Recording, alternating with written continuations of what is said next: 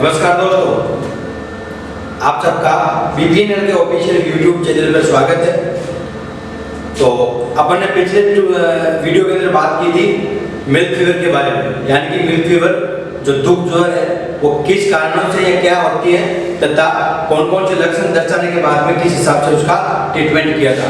उसके बाद में अपन ने एक छोटा सा बात की थी कि लास्ट के अंदर जब पशु के मिल्क फीवर के जब ट्रीटमेंट नहीं होता तो उसके अंदर एक कीटोन बॉडी बढ़ जाती है, जिसकी वजह से पशु में एक बहुत सारी बदबू, गंदी बदबू आने लग जाती है, कीटोन बॉडी की बदबू आने लग जाती है। वो एक लक्षण के रूप में ही था।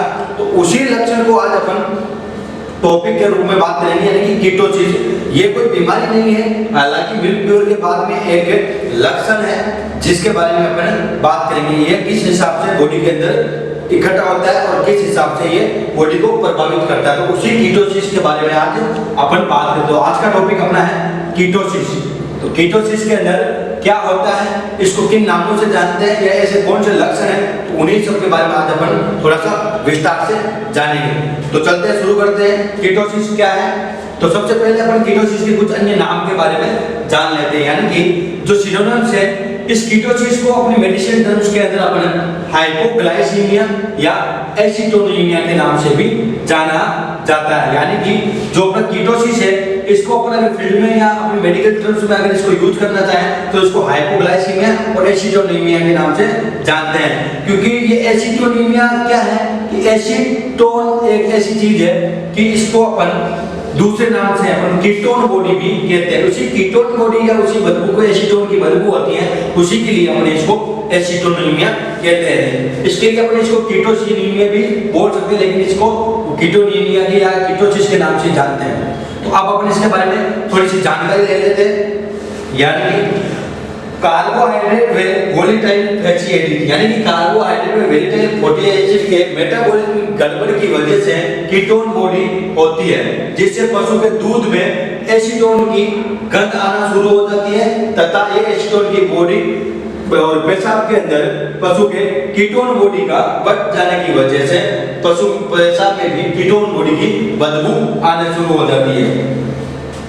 जैसे बोला है कि कार्बोहाइड्रेट व वोलेटाइल फैटी एसिड में मेटाबॉलिज्म की गड़बड़ी के कारण पशु के ब्याने के बाद खाना पीना कम कर देता है, जिससे पशु का वजन कम हो जाता है तथा मुंह से एवं दूध से एसीटोन की गंध आने लग जाती है तथा पेशाब में कीटोन बॉडी भी आना शुरू हो जाती है। तो बात वही है कि मुंह और दूध में दोनों में से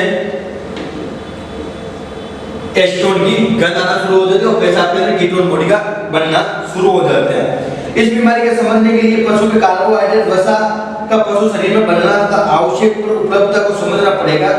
जब पशु को ऊर्जा की आवश्यकता होती है तो ऊर्जा के 3 पाचक उत्पादक यानी फैटी एसिड से ऊर्जा प्राप्त होती है। यानी कि जब पशु को बॉडी के अंदर जब एनर्जी की जरूरत पड़ती है तो एनर्जी को कुछ 3 जो अपन है वो पाचक उत्पादक जिसको फैटी एसिड के नाम से जानते हैं, उन्हीं से ही पशु को एनर्जी का स्रोत मिलता है। वो तीनों कौन से हैं? फर्स्ट है butyric acid, propionic acid and acetic acid. ये क्या करते हैं, इनका रेशियो होता है, जो ब्यूटेरिक एसिड है वो 10% एंड प्रोपेनिक है वो 20% और 70% है एसिटिक एसिड होता है। इन्हीं से ही पशु को ऊर्जा मिलती है। यह तीनों फैटी एसिड को प्राय पशु के रूमन में फर्मेंटेशन के दौरान उत्पन्न होती है। ये तीनों क्या करते हैं, जब रूमन के अंदर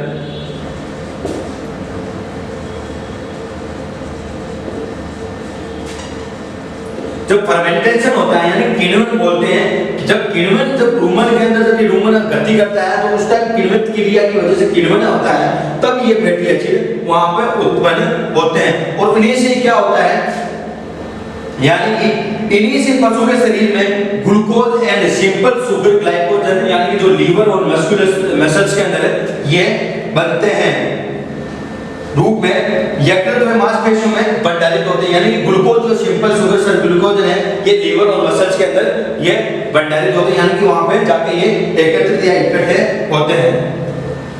जब पशु को अधिक उत्पादन के हेतु ऊर्जा की आवश्यकता होती है तब लीवर व मांसपेशियों में इसी भंडार ग्लूकोज का उपयोग करते हैं। यानी कि क्या करते हैं कि जब पशु को बहुत ज्यादा ऊर्जा की आवश्यकता होती है तब क्या करते हैं, जो ये लीवर और मसल्स के अंदर ये जो ग्लूकोजन और ये ग्लाइकोजन जो सिंपल शुगर ग्लाइकोजन है, ये दोनों का ही इस्तेमाल करते हैं। और वही बात है कि जब नॉर्मल अवस्था में कोई गाड़ी चल रही है तो उसको अगर बहुत ज्यादा तीले पे बनाने की जरूरत होती है तो उसको एक एक्स्ट्रा पावर की जरूरत होती है। उसी हिसाब से जब एक्स्ट्रा पावर चाहिए बॉडी को, पशु को, तब वो मांसपेशियां और जो मसल्स लीवर के अंदर जो उपस्थित है सिंपल ग्लाइकोजन और ग्लूकोज होता है, इन्हीं को ऊर्जा के रूप में कन्वर्ट करके यूज में लेते हैं।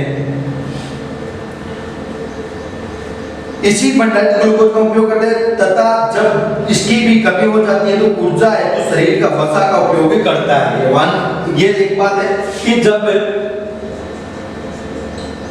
ये इन दोनों को अपन ने ऊर्जा के रूप में काम में ले लिया, अगर इन्हीं से भी ऊर्जा के कम हो रही हो तो उसकी जगह अपन जो फैट है जो अपने बॉडी के अंदर या पशु के बॉडी में जो फैट होता है उसी फैट को अपन इस्तेमाल ऊर्जा के रूप में करते हैं। यानी कि जब पशु को ऊर्जा की जरूरत पड़ी तो सबसे पहले ग्लूकोज और सिंपल ग्लाइकोजन से यूज किया जो लीवर और मसल्स के अंदर इकट्ठा किया।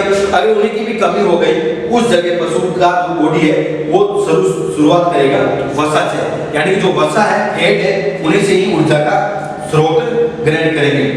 इसी बढ़ती वसा में जब ऊर्जा निकलती है तो यही बढ़ती वसा कीटोन बॉडी जैसी एसीटोन भी कहते हैं। यानी कि जब वसा लेते हैं तो इसके अंदर क्या करते हैं तो कीटोन बॉडी जिसे अपन एसीटोन बोलते हैं, यानी कि एसीटोन है,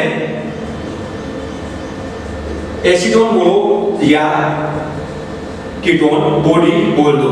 ये बात एक ही है कि जब ये वसा का उपयोग करता है तो एसीटोन ये कीटोन बॉडी में खून में इकट्ठे होने लगती है तथा पशु के मूत्र व दूध आदि में उपस्थित हो जाती है तथा श्वास में मुंह से हवा में इसी एसीटोन की गंध आने लग जाती है। होता क्या है जब पशु एनर्जी के लिए इन चीजों का यूज करता है तो उसके बाद में जो वसा से एनर्जी लेता है तब क्या करता है उसमें उपस्थित जो एसीटोन व कीटोन बॉडीज है वो धीरे धीरे ब्लड में मिलना शुरू हो जाती है। जब ये कीटोन बॉडी है एसीटोन है ब्लड में होगी तब उसके साथ में जो मुंह है वो दूध है और पेशाब में जो हवा के साथ में संपर्क में आने की वजह से जो बदबू आती है वो एसीटोन की ही बदबू होती है। और ये एसीटोन कहाँ पाया जाता है वो लास्ट में मिलने के बाद में एनर्जी के साथ में ब्लड में इकट्ठा हो जाएगा और ब्लड में इकट्ठा होने की वजह से ही ये जो बदबू आती है वो अपने को इसी के कारण से बदबू आने लगती है। तो यही इसके बारे में है। यानी कि अपन मोटी मोटी बात करें तो इसमें यही है कि जब पशु को एनर्जी की जरूरत होती है तो तीन उत्पादक होते हैं उसको अपन पाचक उत्पादक बोलते हैं। वो पाचक उत्पादक फैटी एसिड है, ब्यूटेनिक, प्रोपियोनिक और एसिडिक एसिड होते हैं जो 10, 20 और 70 रेशियो के अंदर होते हैं। और इन्हीं से क्या होता है जब रूमन के अंदर फर्मेंटेशन यानी कि किण्वन अपन छोटी क्लास में पढ़ी थी किण्वन विधि जो फर्मेंटेशन बोलते हैं, जब ये फर्मेंटेशन होता है तो इससे अपने को क्या मिलता है ग्लूकोज और सिंपल शुगर ग्लाइकोजन मिलता है जो जाके लीवर और मसल्स के अंदर इकट्ठे होते हैं। और जब पशु को एनर्जी की जरूरत होती है एक्स्ट्रा एनर्जी बोलते हैं, जब एक्स्ट्रा एनर्जी की जरूरत होती है तो यहाँ से ही दोनों ग्लाइकोजन और ग्लूकोज से ही पशु ऊर्जा लेता है। और भी अगर इससे भी ज्यादा एनर्जी की जरूरत पड़ती है पशु तब इनके बाद में वो जैसे लीवर और मसल से ले ली अब बचा अपने पास वसा तो पशु वहां से वसा से धीरे धीरे ऊर्जा को लेना शुरू कर देगा। अब आगे बात आती है इस असली कीटोन बॉडी की, यानी कि जब वसा से एनर्जी लेती है तब उसके अंदर उपस्थित होता है कीटोन बॉडी यानी कि एसीटोन। वो एसीटोन क्या करेगा ब्लड के अंदर जाके मिल जाएगा और ब्लड में मिलने के बाद में क्या होता है कि ब्लड पूरी बॉडी के अंदर चलता है, सर्कुलेशन बढ़ता रहता है। ब्लड के अंदर क्या है कीटोन बॉडी, तो कीटोन बॉडी की वजह से पशु के जो मुंह, दूध और पेशाब है वहां से बदबू आना शुरू हो जाती है। तो यही कारण है इसके बारे में। अब आगे बात करेंगे इनके कारणों के बारे में। अब कारणों के बारे में नजर डालेंगे तो ज्यादा बड़े कारण नहीं है। तो सबसे पहले पशु के ब्याने के बाद में दूध उत्पादन मतलब जो दूध होता है उसका अधिक उत्पादन कर लेते हैं तो उसकी वजह से ये प्रॉब्लम आती है। यानी कि जब पशु का अपन दूध निकाल रहे हैं तो उस दूध को अपन अधिक निकाल लेते हैं तब ये प्रॉब्लम आती है। पशु के तीसरे और चौथे दांत में यानी कि जब जाता है पशु तो तीसरे और चौथे महीने के अंदर ये प्रॉब्लम ज्यादा आती है। अगला है विदेशी नस्ल। विदेशी नस्लों में ये जो कीटोसिस है, ये कीटोसिस विदेशी नस्लों में हमेशा ज्यादा पाया जाता है। दूसरा है कार्बोहाइड्रेट का मेटाबॉलिज्म की गड़बड़ी होना, यानी कि जो कार्बोहाइड्रेट है का मेटाबॉलिक गड़बड़ाना, जो मेटाबॉलिक रिएक्शन होती है वो गड़बड़ा जाती है, तो कार्बोहाइड्रेट की वजह से प्रॉब्लम आती है। और कम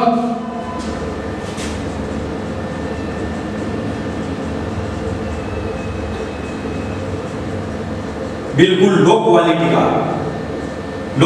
का चारा अपन अगर पशु को दे रहे हैं तो उसकी वजह से भी ये प्रॉब्लम आती है। और एक है आहार के अंदर प्रोटीन का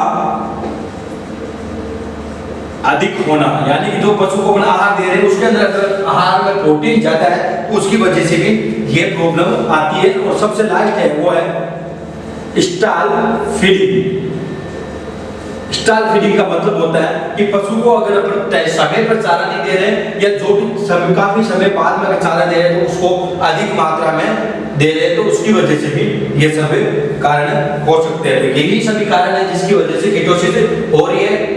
तो अब अपन बात करेंगे इनके लक्षणों के बारे में। तो लक्षण भी इसी प्रकार से, ज्यादा कोई खास लक्षण नहीं है। नॉर्मली खास यही है कि पशु के ब्याने के बाद भूख बिल्कुल कम लगना, पशु के शरीर का वजन कम हो जाना तथा घास में दाना कम खाना, यानी कि वजन कम,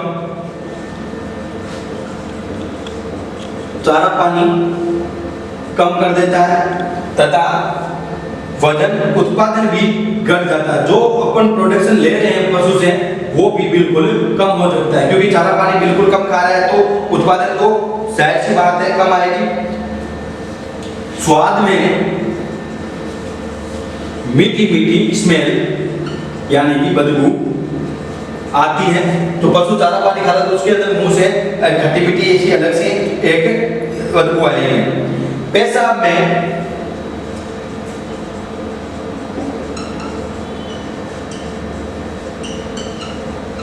पेशाब में कीटोन बॉडी का उपस्थित होना और सिरका जैसी बदबू का आना। हाइपर एक्साइटमेंट, यदि अधिक अंधा भी हो सकता है, यानी कि एक्साइटमेंट होती है तो पशु अंधा भी, धीरे धीरे अंधा भी हो सकता है। अगर बहुत ज्यादा एक्साइटमेंट हो रहा है पशु, जैसे बिजली की किड़कने की वजह से या किसी दूसरे आवाज की वजह से अगर एक्साइटमेंट हो रहा है तो उससे पशु का अंधा भी हो सकता है। और पशु, सबसे बड़ी बात, पशु गोल गोल घूमना शुरू कर देता है, यानी कि पशु ये सब कंडीशन में आ जाता है तो पशु धीरे धीरे गोल गोल कंडीशन में घूमता है। तो यही कारण और लक्षण है जो दर्शाता है कि पशु को कीटोन बॉडी जैसी समस्या, यानी कि कीटोसिस हुआ है। तो अब अपन इन्हीं की दोनों लक्षणों और कारणों के आधार पर अपन इसका ट्रीटमेंट करेंगे। इसका कोई ज्यादा खास ट्रीटमेंट नहीं है, नॉर्मली ट्रीटमेंट है जो अपन जान लेते हैं। तो सबसे पहला अपन ट्रीटमेंट में इंजेक्शन लगाएंगे अपन।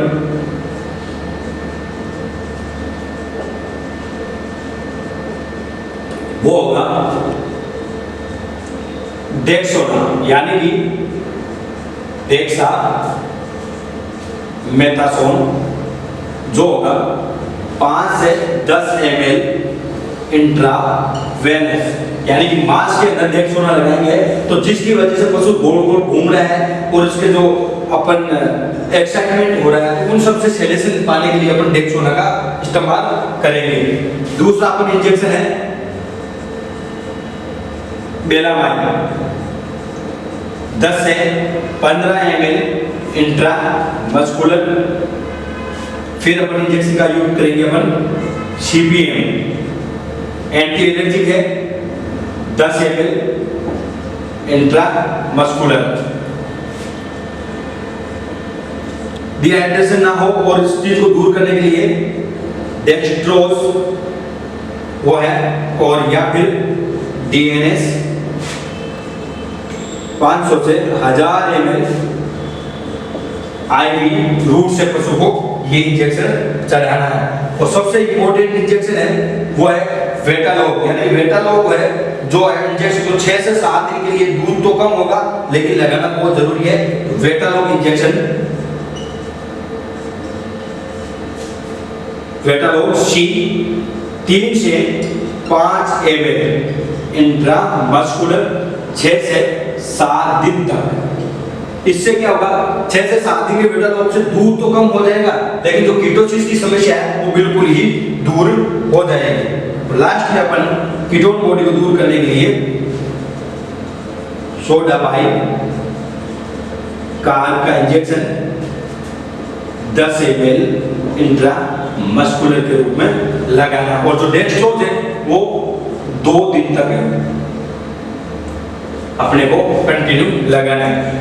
तो इससे जाहिर सी बात है कि ये लक्षण ही है, इसको अपन ट्रीटमेंट डिजीज के रूप में ले रहे हैं। इसमें क्या होता है, ये कीटोन बॉडी ही सबसे बड़ा कारण होता है, यानी एसीटोन, यानी बदबू मुंह से और दूध है या पेशाब से इस चीज के बदबू आना शुरू हो जाती है और पशु में ये समस्या क्रिएट हो जाती है, जिससे क्या होता है पशु का वजन व उत्पादन तथा खाना पीना भी बिल्कुल कम कर देगा और पशु धीरे धीरे बहुत ज्यादा बीमार हो जाएगा और मृत्यु की कगार तक पहुंच जाता है।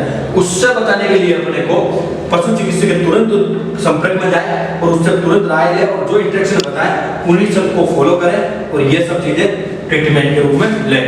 तो आज के टॉपिक में इतना ही। जय हिंद, जय Bharat. Click on the subscribe button to subscribe to our channel. Press the bell icon on the YouTube app and never miss another update.